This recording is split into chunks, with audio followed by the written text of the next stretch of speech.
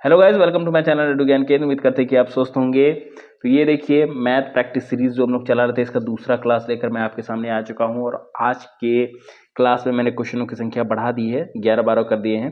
ठीक है, अगर आपको पसंद आ रहा है तो आप बताइएगा। मैं क्वेश्चनों की संख्या अगर आप और ज़्यादा चाहते हैं तो मैं और ज़्यादा करने के लिए तैयार हूँ। 20-25 भी करवा दूंगा, कोई दिक्कत नहीं है। पर मेरा आपसे एक रिक्वेस्ट है कि आप वीडियो को ज़्यादा से ज़्यादा शेयर कीजिएगा, क्योंकि आप जानते हैं जितना ज़्यादा व्यू आता है उतना ज़्यादा हमें मोटिवेशन मिलता है।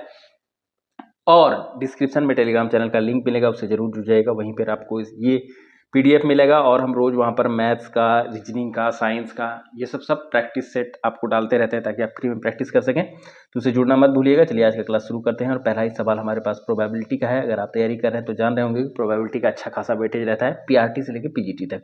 तो चलिए देखिएगा, क्लास अंत तक आपको जरूर फायदा ही होगा। कह रहा है कि 52 ताशों की एक गड्डी को अच्छी तरह फेंट कर, ताश की गड्डी में कितना ताश होता है पहले आपको ये पता होना चाहिए कि 52 ताश होता है। उसको अच्छी तरह से आप मिला लेते हैं, फेंट लेते हैं। उसमें से यादृच्छिकता एक पत्ता निकाला जाता है। उसमें से कोई एक पत्ता आप निकाल लेते हैं। इसके बदले रंग के बादशाह होने की प्रायिकता क्या है? बादशाह बदला रंग का होना चाहिए। इसकी प्रोबेबिलिटी क्या है? पहले तो आपको ये पता होना चाहिए कि बादशाह होता कितना है।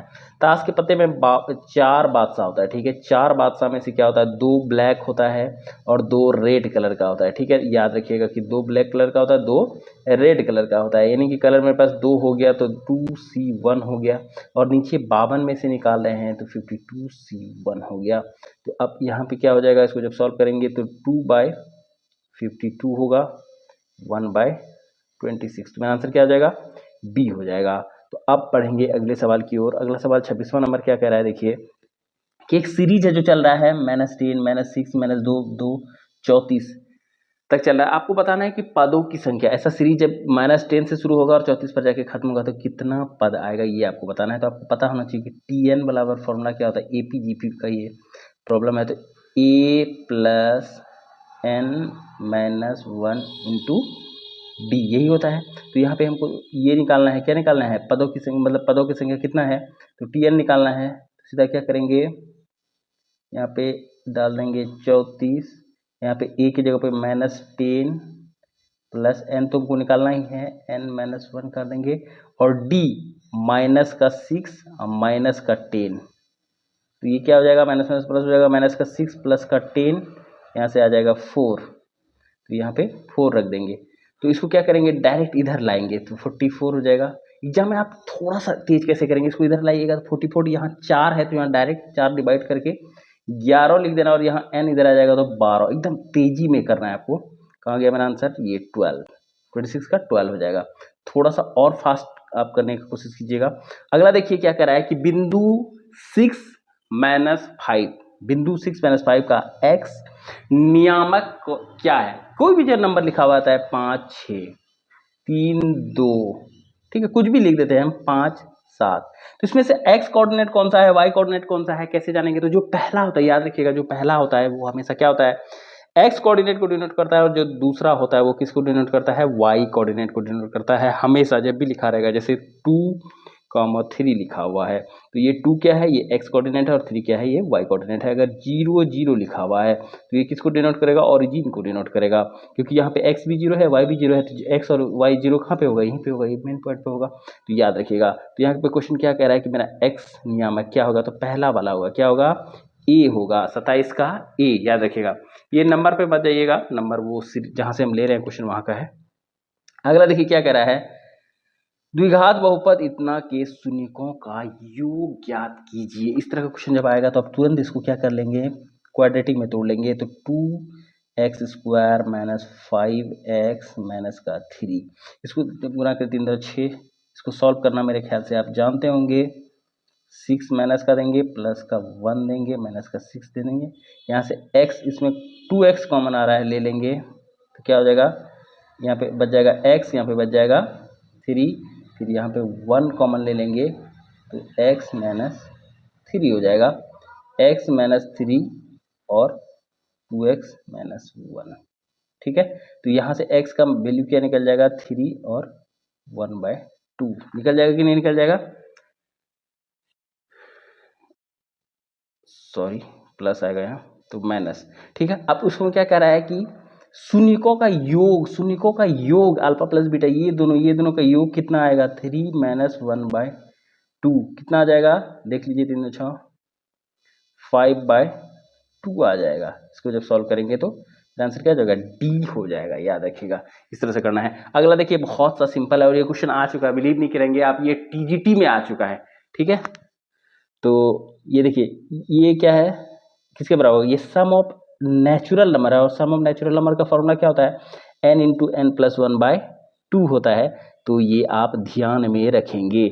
अगला देखिए क्या कह रहा है, निम्नलिखित में से कौन सा बहुपद है, बहुपद पहचानने वाला आता ही आता है, तो ध्यान में रखिएगा। यहाँ पे रूट है नहीं होगा, यहाँ पे रूट है नहीं होगा, यहाँ पे रूट मतलब रूट वाला पावर है तो नहीं होगा, ये वाला होगा। लेकिन आप बोलेंगे कि कैसे होगा सर, यहाँ ये जो थोड़ा क्वेश्चन मिसप्रिंट है, यहाँ पे ऐसे लिखा हुआ है, देखिए क्वेश्चन ऐसे लिखा हुआ है √2 है x² है, ठीक इस तरह से है, कंफ्यूज मत होइएगा।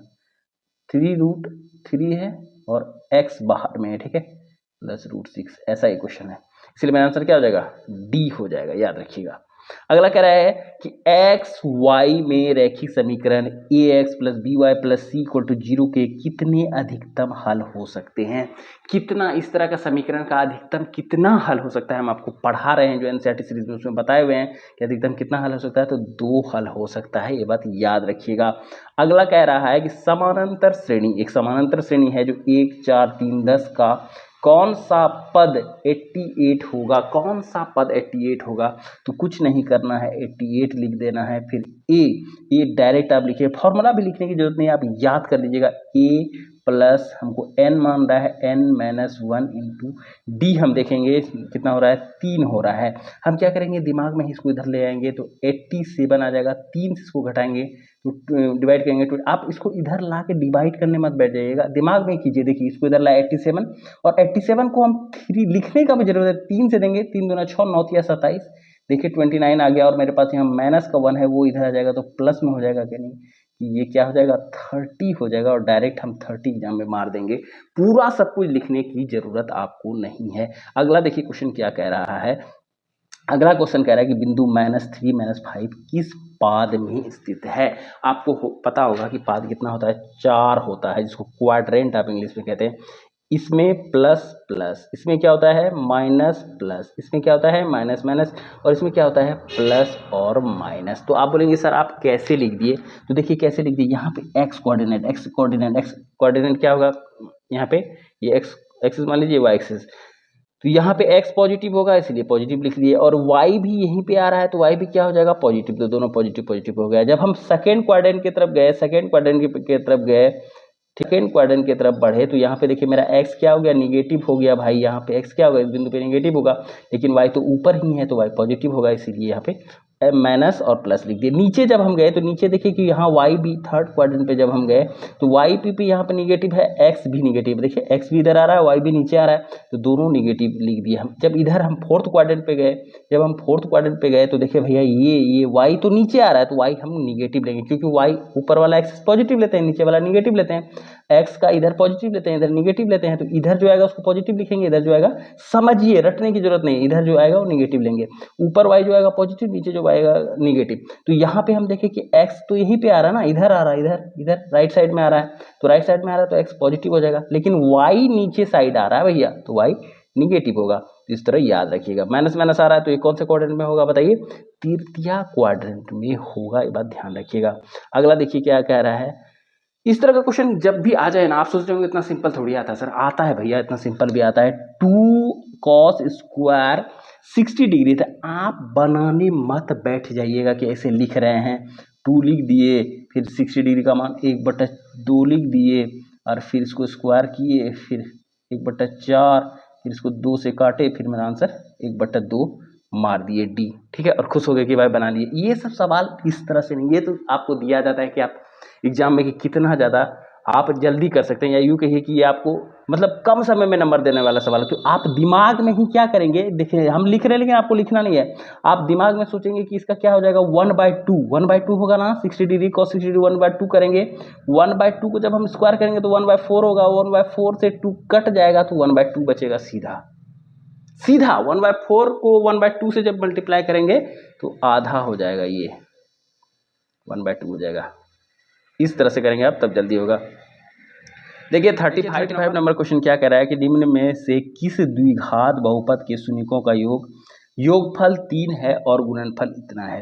तो इस तरह का क्वेश्चन करने का क्या तरीका है कि आपको ये पता होना चाहिए कि अल्फा प्लस बीटा बराबर क्या होता है माइनस बी। बनाने मत लगिएगा, आप थोड़ा सा दिमाग लगाइएगा कि माइनस का 10 लाना है यानी सी बाई माइनस लाना है, तो ये वाला हो सकता है, ये वाला हो सकता है, क्यों ये तो होगा नहीं, पॉजिटिव है तो खेल खत्म हो गया मेरा।